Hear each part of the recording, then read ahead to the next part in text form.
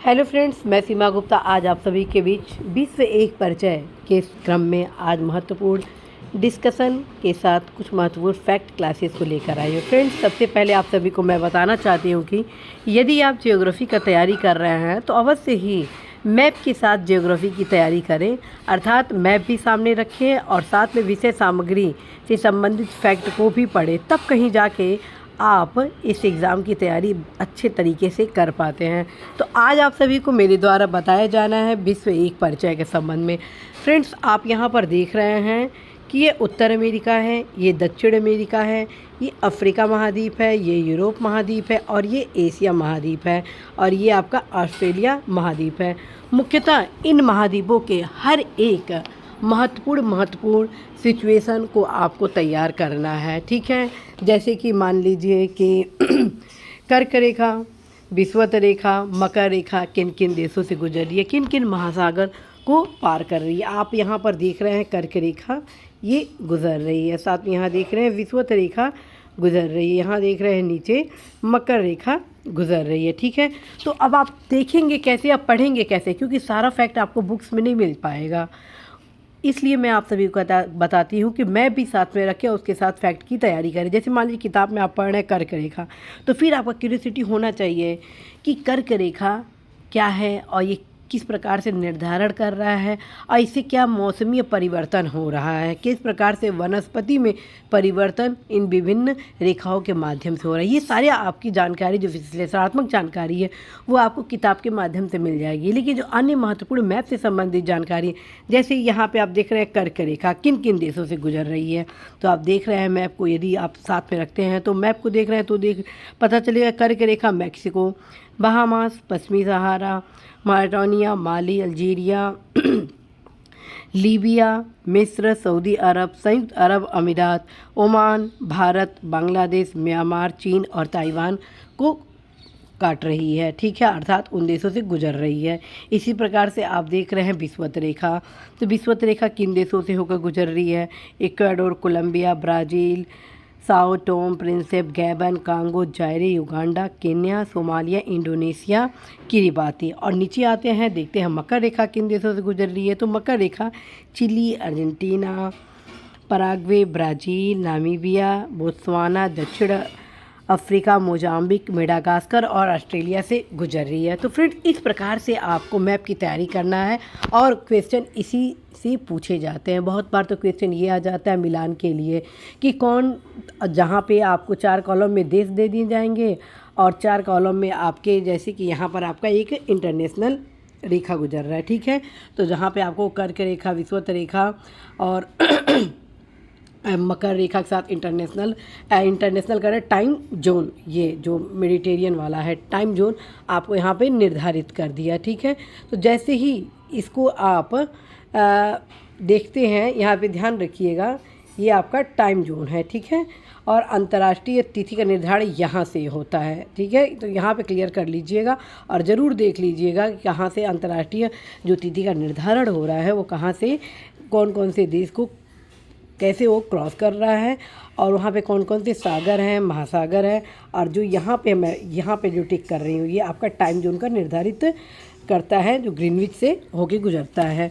तो इस प्रकार से कुछ मिलान से संबंधित क्वेश्चन पूछे जाते हैं। तो मिलान से संबंधित जो क्वेश्चन पूछे जाते हैं उसका उत्तर आप तब दे पाएंगे जब इस प्रकार से क्वेश्चन की आप तैयारी किए रहेंगे। चूँकि आज मैं आप सभी को बता रही हूँ विश्व एक परिचय, तो विश्व एक परिचय से संबंधित जब आप अपनी किताब को पढ़ते हैं तो आपको विश्व के संपूर्ण पृथ्वी के धरातलीय एवं गैर धरातलीय स्वरूप की संयुक्त रूप से जो जिसे विश्व कहते हैं उन सभी परिप्रेक्ष्यों को आपको मैप के माध्यम से देखना है।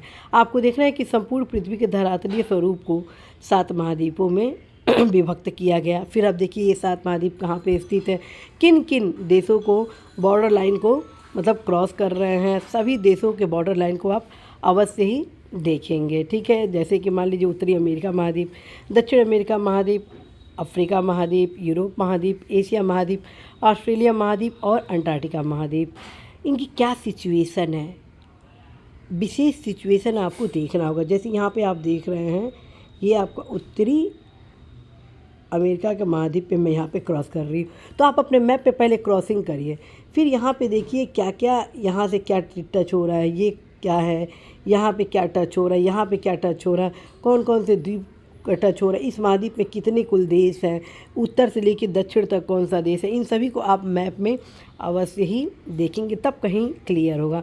फ्रेंड्स, इसी प्रकार से इन 7 महाद्वीपों का विस्तार संपूर्ण पृथ्वी के जो 29% भूभाग पर है, उसके संबंध में आप विस्तृत जानकारी अपनी किताब से प्राप्त करेंगे। ठीक है, और यहाँ फिर मैं बता दूँ कि इन 7 महाद्वीप में सबसे बड़ा महाद्वीप कौन सा है, एशिया महाद्वीप है। ठीक है, तो इस प्रकार से आप जानकारी अपने मैप के माध्यम से प्राप्त करेंगे। कुछ मानचित्रों को देख के ही आपको बहुत कुछ जानकारी मिल जाएगी।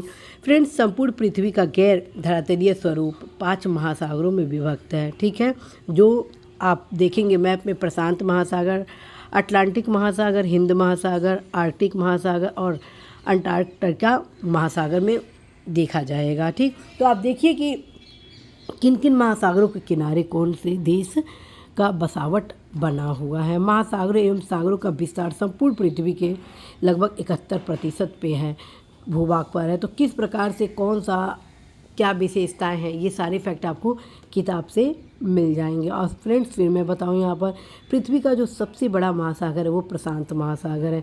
विश्व का क्षेत्रफल के अनुसार सबसे बड़ा देश कौन सा है, रूस। व सबसे छोटा देश वेटिकन सिटी है। तो इसी प्रकार से फ्रेंड्स, जनसंख्या की दृष्टि से 5 बड़े देश कौन से हैं, कौन से छोटे देश हैं, विश्व के सर्वाधिक जनघनत्व वाले देश कौन से हैं, विश्व के न्यूनतम जनघनत्व वाले कौन से देश हैं, क्षेत्रफल की दृष्टि से कौन है, जनसंख्या की दृष्टि से कौन है, जनघनत्व की दृष्टि से कौन है, बड़ा छोटा, इसको आप अवश्य ही ध्यान में रखेंगे। तो फ्रेंड्स, आज मैं आप सभी को यही बताना चाहती हूँ कि जब भी आप पढ़ें अच्छे से पढ़ें, और जब भी एक परिचय पढ़ें तो सारे महाद्वीपों को अच्छे से पढ़ें, पर्वतों को पढ़ें, शिखर को पढ़ें, मरुस्थल विश्व के कौन बड़े हैं, 10 बड़े हैं, छोटे हैं, झील कौन कौन से हैं महत्वपूर्ण, जैसे मान लीजिए कैस्पियन सागर है, कजाकिस्तान और रूस को मतलब दोनों को कर रहा है। ठीक है, मतलब टच कर रहा है। ऐसे सुपीरियर झील हुआ, विक्टोरिया झील हुआ, यूरोन झील हुआ, मिशिगन झील हुआ, टंगानिका झील हुआ, ग्रेट बियर झील हुआ, वैकाल हुआ, ग्रेट स्लेव हुआ है और इरी। ये जो भी झील मेरे द्वारा आज आप सभी को बताया गया वो आपके एग्जाम की दृष्टिगत अत्यंत ही महत्वपूर्ण है। इसी प्रकार के जो ऊँचे पर्वत में जैसे माउंट एवरेस्ट हुआ, केटू हुआ, कंचन जंगा हुआ, मकालू हुआ, चोओयू हुआ, धौलागिरी हुआ, मंसालू हुआ, नंगा पर्वत हुआ, अन्नपूर्णा हुई, ये सब कुछ ऐसे महत्वपूर्ण आपके ऊंचे पर्वत हैं जो एग्ज़ाम में बराबर पूछे जाते हैं। ऐसे फ्रेंड्स, गर्त का भी आप अवश्य देख अध्ययन करेंगे, जैसे मैरियाना गर्त हुआ, टोंगा गर्त हुआ। ये कुछ अगर ये दृष्टिकोण आप पढ़ाई में अपनाते हैं तो निश्चित रूप से फ्रेंड्स, जो ज्योग्राफी में 70% क्वेश्चन ज्योग्राफी के मैप से पूछे जाते हैं उसे आप बेहतर तरीके से हल कर सकते हैं। आई होप फ्रेंड्स कि आज का यह क्लास आपके लिए बेहद उपयोगी है और आप सभी आज ही विश्व के एक परिचय के क्रम में इसे अच्छे से पढ़ेंगे। All the best.